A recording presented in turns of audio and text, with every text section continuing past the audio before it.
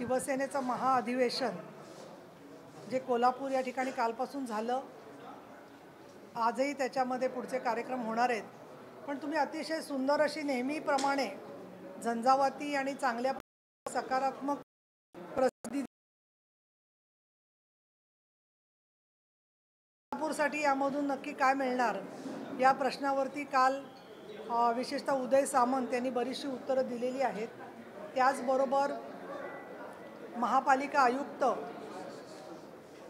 सन्माननीय ज्यावेळी मुख्यमंत्री एकनाथ शिंदे यांना भेटल्या त्यावेळेला मी तिथे होते.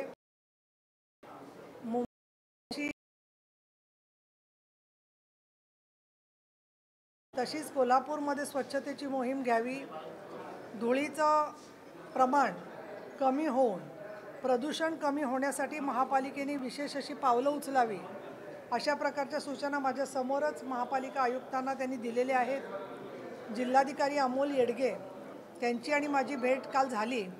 त्यावेळेला सर्व जे महापूरग्रस्त जिल्हे आहेत त्या जिल्ह्यांमध्ये अनेक उपाययोजना वेळोवेळी जिल्हाधिकाऱ्यांनी सुचवलेल्या आहेत. परंतु त्यांनी एक महत्त्वाचा मुद्दा सांगितला की जे तुम्ही त्यांच्याकडे जाऊन एंडॉर्स करू शकता की धरणांची सुरक्षितता या विषयावर गेल्या 3 वर्षापूर्वी मी स्वतः बैठका घेतल्या होत्या.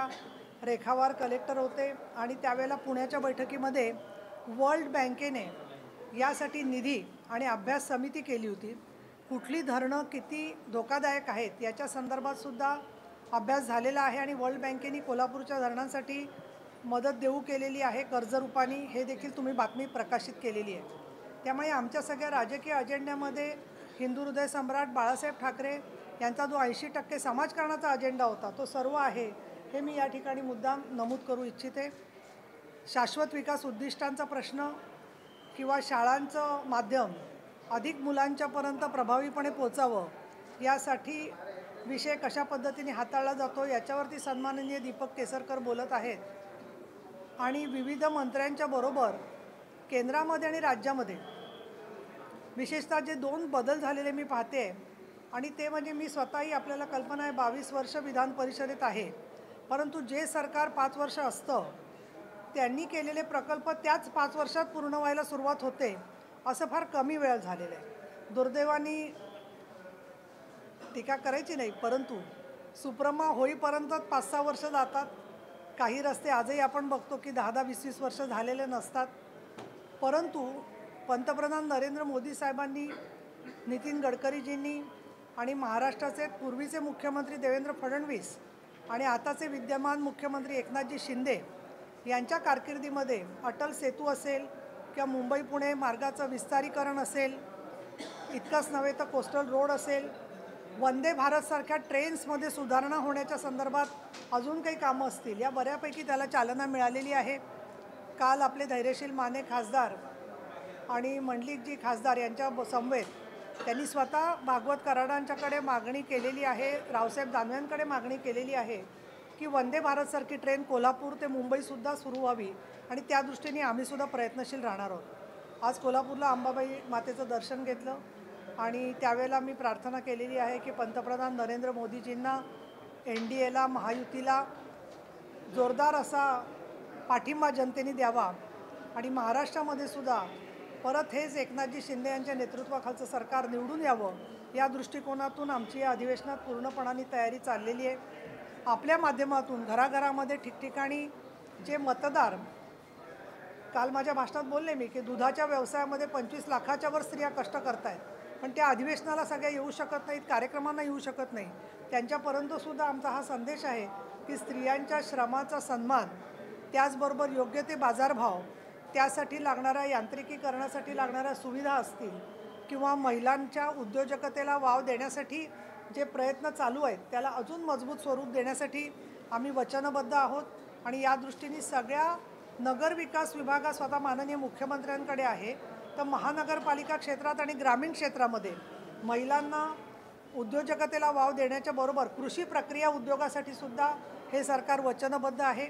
आणि विशेष म्हणजे स्त्रिया ज्या प्रकाराने मिलेट असतील, वेगवेगळी उत्पादनं असतील त्याच्यावरती काम करतायत, ते जर का पाहिलं तर त्यांनी आता मायक्रो मायक्रो मायक्रो फक्त छोटे छोटे उद्योग करण्यापेक्षा मॅक्रो मोठ्या स्वरूपाचे उद्योग करावेत या दृष्टिकोनातून आमची झेप घ्यायचा इच्छा आहे, प्रयत्न आहे.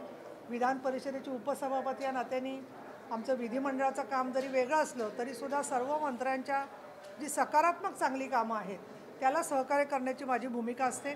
त्या दृष्टिकोनातून आपण मला इथे चांगलं महानगरपालिकाच्या निवडणुका असतील, राजेश क्षीरसागरांची निवडणूक असेल, धैर्यशील मानेंची निवडणूक असेल, मंडलिकांची निवडणूक असेल, या सगळ्यामध्ये विजयाच्या क्षणी आणि कोल्हापूरच्या आंदोलनांच्या मध्ये सुद्धा आम्ही पूर्णपणाने कायम आपल्याला सहकार्य दिलेलं आहे. त्यामुळे ह्या महाधिवेशनाच्या मध्ये जे काही राजकीय प्रश्न आपण विचाराल त्याची पण काहींची मी उत्तर देईन, परंतु महिला सक्षमीकरण, सामाजिक न्याय, वयोश्री योजना या संदर्भात काही तुम्ही विचारलं तर त्याची मी उत्तरं देऊ शकेन. माझ्यावर मंगेश चिवटे आहेत, ते वैद्यकीय कक्षाचं आणि बऱ्याच विषयांवरची कामं करत असतात आणि राजकीय प्रश्न विचारल्याशिवाय आपली पत्रकार परिषद पूर्ण होऊ शकत नाही. तर परंतु माझ्यासमोर केसेस चाललेल्या असल्यामुळे विधान परिषदेच्या त्या केसेसच्या संदर्भातली तारखा आणि निर्णय याची माहिती सोडून मी कुठलंही तुम्हाला उत्तर देते. ठीक आहे. काल आपण बाळासाहेबांची शपथ घेतली. संजय राऊत बऱ्याच विषयावरती बोलले, पण त्यांचा मुद्दा होता की आम्ही अशी शपथ कधी घेतल्या नाही, आम्ही मनापासून विचार बाळासाहेबांची पुढे दिली. असं नाही आहे. वंदे मातरम हे गीत जे आहे ते आपण सामूहिक गायनाचा कार्यक्रम स्वतः हिंदू हृदय सम्राट बाळासाहेब ठाकरे हयातीत असतानाच झालेला होता आणि काही सामूहिक वंदे मातरमच्या गाण्यांना स्वतः साहेब उभे होते. शेवटी वंदे मातरम हे गीत असलं तरीसुद्धा त्याच्यामधून भारत मातेच्या बद्दलची प्रतिज्ञाच आहे आणि त्याच्यामुळे आपण शपथ घेतो घेत नाही हे जे सगळं आपण बोलतो आहे, तर मग मोठ्या साहेबांनी स्वतः लोटांगण घातलं होतं ठाण्याच्या निवडणुकीमध्ये आणि जनतेला आश्वासित केलं होतं की मी ठाण्याचा महापौर आला तर विकासाला वाहून घेईन. स्वतः उद्धवजी ठाकरे यांनी लोटांगणं घातलेली आहे. त्यामुळे प्रतिज्ञा घालणं काय आणि जनता जनार्दनासमोर नमस्कार करणं काय, हा एक आदराचा, विश्वासाचा आणि आपला स्वतःचा संकल्प कायम आहे. हे स्वतःला आणि देवाला आणि जनतेला आणि देशाला सांगण्याचं माध्यम असतं. परंतु ज्यांनी स्वतःच मुळी हिंदुत्वाच्या रुळावरून भलत्याच यार्डामध्ये गाडी घातलेली आहे त्यांना थोडंफार असं विस्मरण होणं हे काळाने दिलेलं उत्तर आहे असं मला वाटतं.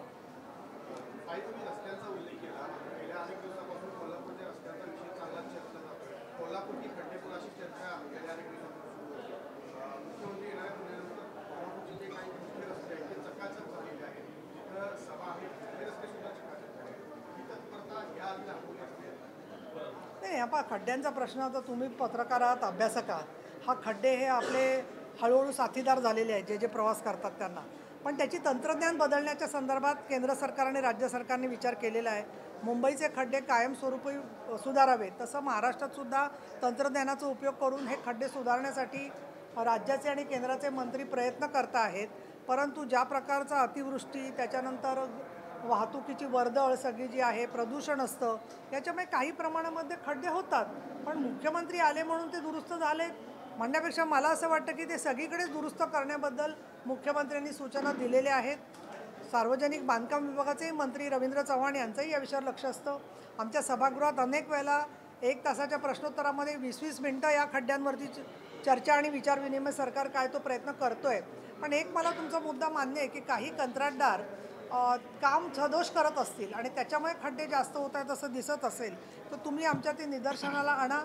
त्याच्यावरती आम्ही आमच्या अधिवेशनामध्ये जे काही प्रस्ताव येतात सत्ताधारी पक्षाकडून किंवा विरोधी पक्षाकडून त्याच्यामध्ये योग्य ती कारवाई आम्ही त्याच्यावरती करू. काही परवा शिवजयंतीचा कार्यक्रम होतो, शासकीय कार्यक्रमातला मूळ कार्यक्रम जो आहे त्याची जागा बदललेली, ठिकाण बदललेलं आहे, असं कधी होत नाही. मराठा आंदोलकांच्या अनुषंगाने हा निर्णय घेतलाय का की काही अंशिक प्रकार घडू नये? नाही, जागा बदलली आहे किंवा नाही याच्याबद्दलची अधिकृत काय माहिती जी असेल ती त्या कार्यक्रमानंतरच त्याच्यावर भाष्य करणं योग्य राहील मला असं वाटतं. कारण त्याच्या संदर्भातलं माझ्याकडे औपचारिक पत्रक काय आलेलं नाही आहे आणि विधान परिषदेचे उपसभापती हे तपशील ठरवत नसतात. त्यामुळे हा माझ्या कक्षाबाहेरचा प्रश्न आहे.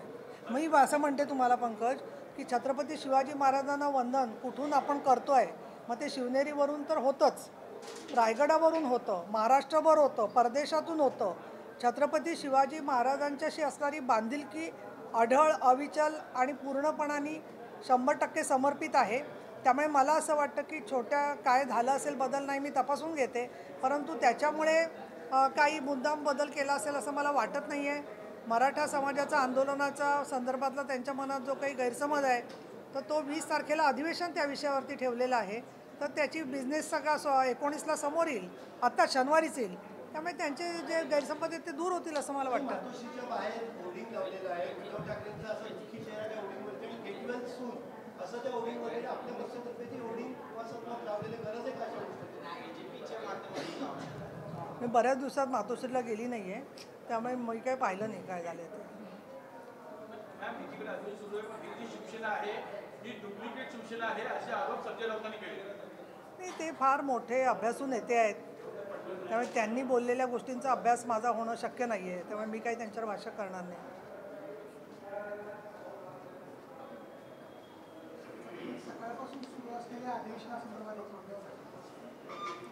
आज सकाळी मुख्यतः शासकीय योजनांच्या संदर्भात माहिती आमचे मुख्यमंत्र्यांचे सचिवालयाच्या प्रतिनिधींनी सगळ्यांनी डॉक्टर अमोल शिंदे त्याच्यानंतर अमितजी या सगळ्यांनी दिलेली आहे. त्याचबरोबर निवडणुकीचा आपण प्रचार कसा करायचा याच्याबद्दल गजाननजी कीर्तीकर यांनी मांडणी केलेली आहे. आणि प्रसार माध्यमांच्या संदर्भात आणि इतर विषयांच्यावरती सुद्धा सोशल मीडियाच्याबद्दलही काही भाषणं वगैरे होणार आहेत. त्यामध्ये माननीय मुख्यमंत्री एकनाथजी शिंदे यांचं मार्गदर्शन होणार आहे.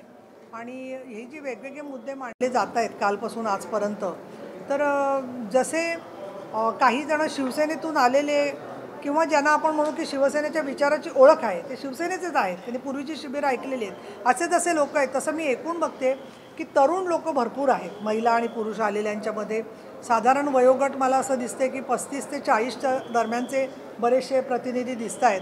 आणि त्या दृष्टिकोनातून त्यांची जी वैचारिक आणखीन सगळी तयारी होते आहे ही फार महत्त्वाची आहे.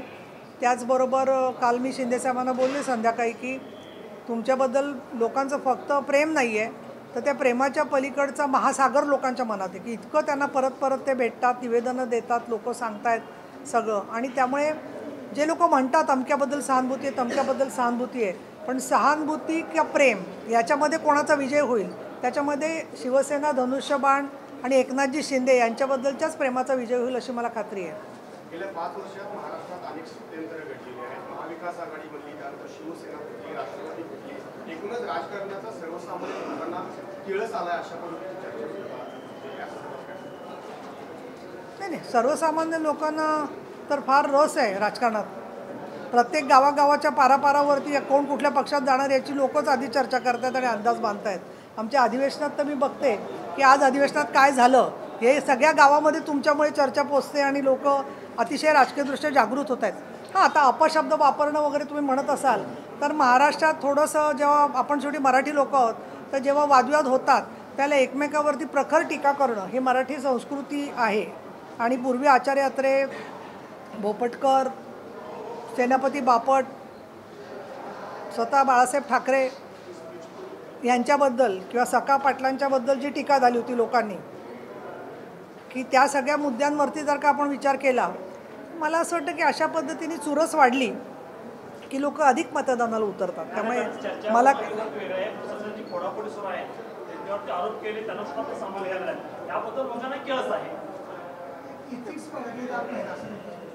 नाही, आता असं आहे, फोडाफोडी आपण जो शब्द वापरतोय ना, तर स्वतः इंदिराजी गांधी यांनासुद्धा त्यांच्या पक्षाने काढून टाकलं होतं आणि नंतर लोकांनी जनादेश त्यांना दिला. जनता पार्टी एकत्र जयप्रकाश नारायण यांच्या नेतृत्वाखाली एकत्र आली त्यावेळेला सगळेच जण एकत्र झाले होते, समाजवादी, त्याच्यानंतर जयप्रकाश नारायण यांचे लोक आणि त्यावेळेचा जनसंघ. त्यामुळे राजकारणातलं स्थित्यंतर होत असतं. दुसरं कोणाला काय घेतलं आपण जे बोलतो आहे, तर आज आपण पाहतोय की जी माणसं महाविकास आघाडीबरोबर असताना गंगेप्रमाणे पवित्र होती तीच माणसं आमच्याकडे आली की अपवित्र कशी होतं. तो बरोबर तुम्ही दिसत होता, सगळेजण एकमेकाबरोबर शपथ घेत होता, कार्यक्रमांना जात होता, मग ती माणसं त्यावेळेला चालत होती. आणि आता मात्र दुसऱ्या पक्षात गेली की आपला तो बाबा आणि दुसऱ्याचं ते कार्टं, ही म्हण काय बरोबर नाही आहे. लोकांना राग आला असेल तर माझी मी समजू शकते, मग त्यांनी ठरवावं. परंतु लोक त्याच्यावरती उत्तर काय शोधतात, नोटा. नोटा म्हणजे मतदानाला जायचं नाही. हा एक उच्च मध्यम वर्गामध्ये किंवा समाजामध्ये एक ट्रेंड चाललेला आहे. तो फार मला काळजीचा याच्यासाठी वाटतो की उद्या बरेच लोक शेवटी 25% 30% लोक मतदानच करेन असे झाले तर मग योग्य त्या उमेदवार तिथल्या परिस्थितीत जो काय असतो त्याच्याबद्दल एक उदासीन भूमिका होते आणि त्यातून हिंसाचार, नैराश्य आणि लोकशाहीला धोका होऊ शकतो. आणि त्यामुळे मला असं वाटतं, मला तुमच्या मदतीची गरज आहे आम्हाला, की अशा जेव्हा घटना घडतात तर त्यावेळेला राजकीय परिवर्तन एखाद्या माणसाचं होऊ शकतं. हे पहा, आपण जसं जाती संस्थेबद्दल बोलतो आणि जे बदलायचं आपण मागतो, की जो ज्या जातीत जन्मला त्यांनी त्याच्यातच मृत्यू होणार असं आपण गृहीत धरतो, तसं राजकीय पक्ष म्हणजे जाती संस्था नाही आहेत की कर्मठपणाने जो समाजवादी म्हणून जन्मला त्यांनी मरेपर्यंत समाजवादीच राहिलं पाहिजे असं नाही आहे. एकूण संपूर्ण राजकारणामध्ये तुम्ही बघाल की रशियाचं अस्तित्व नष्ट होऊन एकेकाळी लोकांना वाटत होतं की संपूर्ण जगामध्ये रशियन लोकशाही येईल, तर त्याच्यामध्ये म्हणता रशियाचाच संपूर्णपणे बदल झाला. ग्लोबलायझेशनच्या मुळे आज युक्रेनमध्ये काय होतं आहे ते सुद्धा आज आपल्यावरती त्याचा संबंध लागतो आहे. आणि त्यामुळे राजकीय परिवर्तन जर का झालं तर ते विचाराचं परिवर्तन जर का असेल, त्याचबरोबर अपरिहार्यता म्हणून जसं बाबरी मशीदच्या वेळेला झालं की द्विध्रुवीकरण, तसंच द्विध्रुवीकरण आत्ता होतं आहे. आणि म्हणून एका बाजूला NDA आणि एका बाजूला UPA अशा पद्धतीच्या ध्रुवीकरणाचा वीट आला आहे. पण तुम्ही सगळे अभ्यासू पत्रकार आहात. प्रत्येक निवडणुकीमध्ये चारही पक्ष जे मुख्य आहेत, भाजप, त्याच्यानंतर शिवसेना, काँग्रेस आणि NCP, प्रत्येक पक्षाला जर का 288 जागांपैकी 60 ते 65 जागा मिळत असतील तर असा चौरंगी मॅन्डेटच जर का 5 निवडणुकात मिळतो आहे तर कुणाची युती होणं हे स्वाभाविक आहे. हे तर्कशुद्ध पद्धतीने तुम्ही विचार करा असं मला वाटतं. काय विनयते काय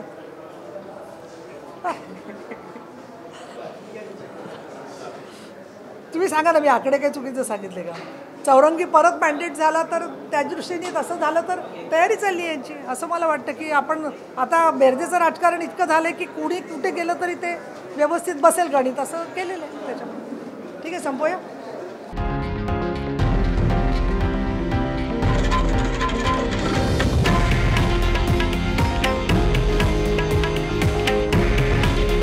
हे आहे देशातील नंबर 1 न्यूज नेटवर्क आणि आपण पाहत आहात TV9 मराठी.